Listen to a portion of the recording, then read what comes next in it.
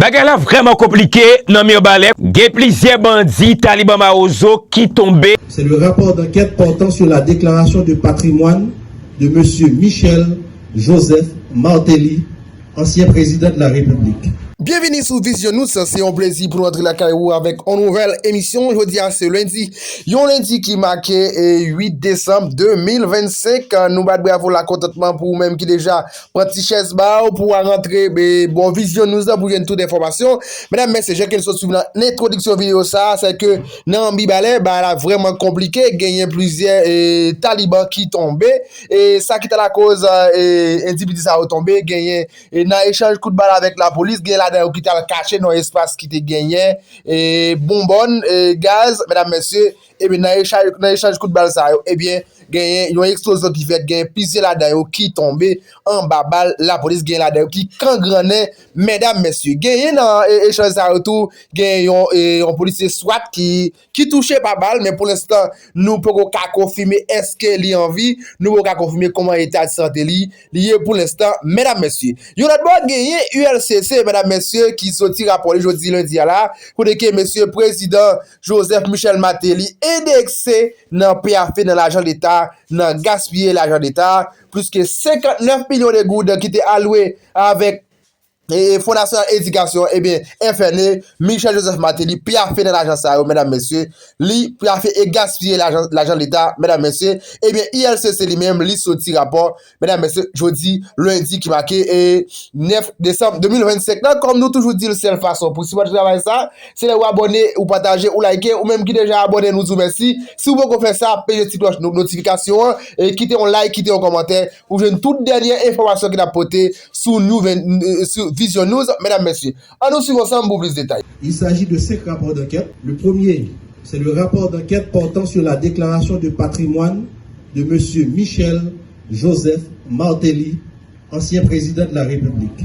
Le rapport d'enquête sur des subventions du Fonds national de l'éducation. Phase 1. Le rapport d'enquête relatif à la gestion du montant de 50 millions de gourdes alloué pour la célébration de la fête du drapeau le 18 mai 2025. Le rapport d'enquête sur des suspicions de corruption dans le cadre de l'exécution du projet d'aménagement, de restauration et de protection des sites patrimoniaux exécuté par l'Institut de sauvegarde du patrimoine national ISPA.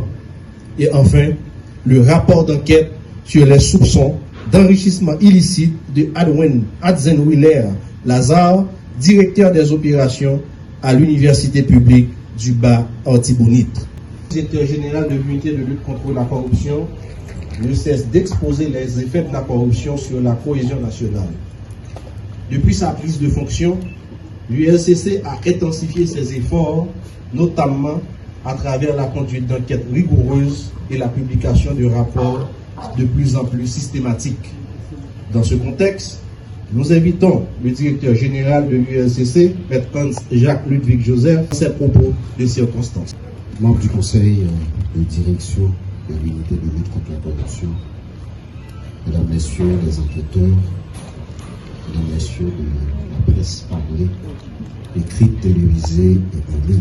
À la veille de la célébration de la journée internationale de lutte contre la corruption, l'unité de lutte contre la corruption, pleinement engagée dans sa mission d'assainir l'administration publique, tient encore pour responsable des agents publics, de hauts fonctionnaires de l'État et de hautes personnalités politiques pour avoir violé la confiance publique. Constamment motivés, entièrement convaincus de leur devoir vis-à-vis de la nation, les enquêteurs de l'ULCC agissant sous mon autorité conduisent des enquêtes les unes plus importantes que les autres dans l'intention de garantir une gestion saine des ressources publiques. L'objectif est clair, imposer l'intégrité et la transparence dans la gestion publique. L'ULCC restera au rendez-vous de l'histoire en assumant pleinement ses responsabilités légales. Plusieurs de ces enquêtes ont été lancées suite à une dénonciation ou une plainte formelle de citoyens ou d'organisations de lutte contre la corruption. J'invite donc toute personne qui témoigne d'un acte de corruption à porter plainte ou à composer gratuitement le 56 pour dénoncer. Parce que dénoncer est un acte citoyen. L'avantage que vous avez, c'est que l'ULCC est affranchi de toute influence de quelque nature qu'elle puisse être. L'État haïtien, l'exécutif haïtien trace les lignes claires que j'exécute à titre de gendarme anticorruption. La corruption doit être mise KO.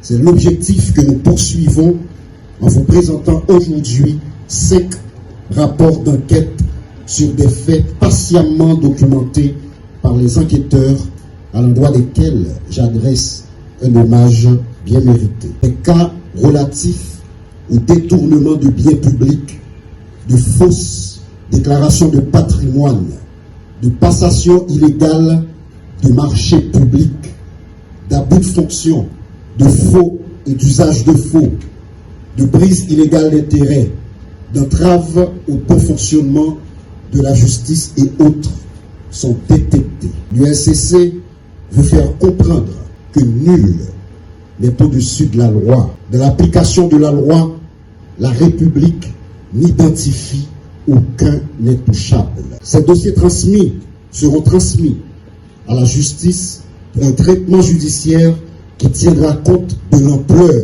des dégâts causés par ce phénomène sur la vie des Haïtiens et des Haïtiennes.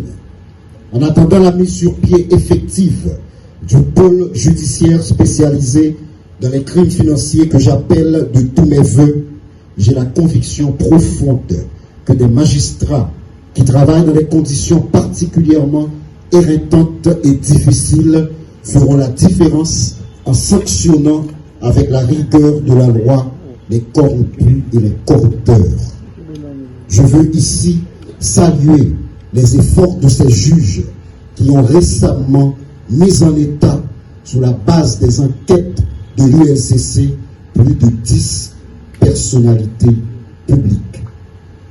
Déjà, 68 rapports d'enquête produits par mon administration mettant en avant la bonne santé de l'ULCC et une responsabilité pleinement assumée de cette équipe que je coordonne avec grand honneur.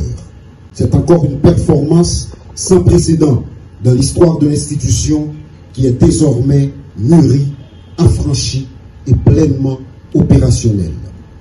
Comme le veut la tradition que j'instaure à l'ULCC, chaque journaliste sortira de ces murs avec un résumé exécutif de chaque rapport d'enquête finalisé, dont les résultats sont rendus publics conformément à l'article 9 du décret du 8 septembre 2004.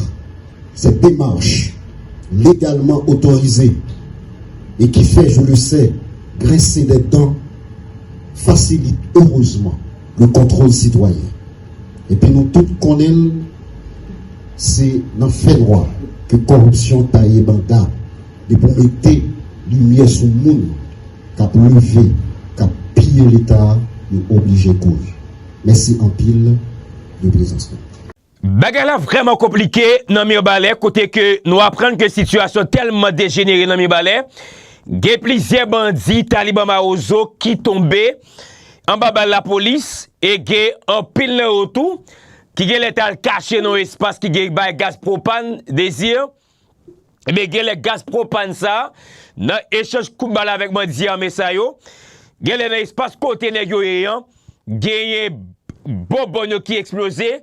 Il y a plusieurs bandits qui tombent, plusieurs bandits mourent après que ça tombé dans l'échange coup avec la police. Donnez un pile, m'apprendre tout. T'as un agent SWAT qui vient recevoir balle. Il était couru avec l'hôpital. Comment est ta santé liée? Est-ce qu'elle est en vie? Est-ce qu'elle a pris soin? N'a pas pour plus de détails sur ça, mais c'est toujours dans la situation qui a développé dans mes balais.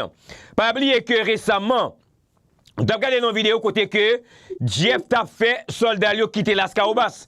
Mais jusqu'à présent, nèg yo gen lè poko quitter Mibale.